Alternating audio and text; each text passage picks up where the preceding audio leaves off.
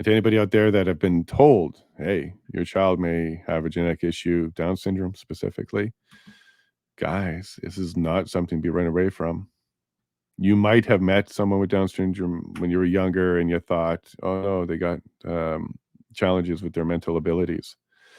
But we're creatures of our environment, and for a long time, as soon as somebody popped out with those features, we didn't educate them, we didn't challenge them, we didn't help them produce them to be the best they could be. And if we did that with any child, born with any disability or not, if we did that to any child, they would also be mentally slowed down because they weren't given the patience and tolerance to actually be educated. And I'm saying that with conviction because we've educated our son just like we educated our older son. And he's stunning. He is doing great. All the speech therapy that he goes to, he's off the charts. He's off all the charts that they made for Down syndrome children. He's off them. Why? Because he's being treated exactly like all children should be treated. He's getting an education. We are being tolerant with him. We are being patient with him. And you know what? It's not really true. He picks up a lot more than we give him. He understands a lot more than we teach him.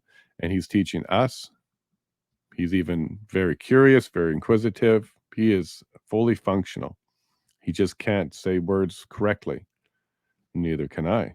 You guys have been suffering through that. So it's insane to see this argument happening still. It's sad.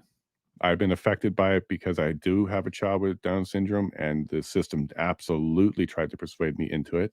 At no point did we get birth affirming counseling. There was not one single time where they said to us, hey, look, if you do it, we can support you here. We got these programs. We make these things easier. We help with speech. We help with walking. We help with physio, everything that they need. Not one time did that get presented to my wife and I. But what did get presented to my wife and I consistently was how hard it would be for him, us, and society. It was clear there were going to be challenges on all of those. We were definitely educated on all of the challenges. We were not educated in any way, shape, or form, or exposed in any way, shape, or form to the beauty of it.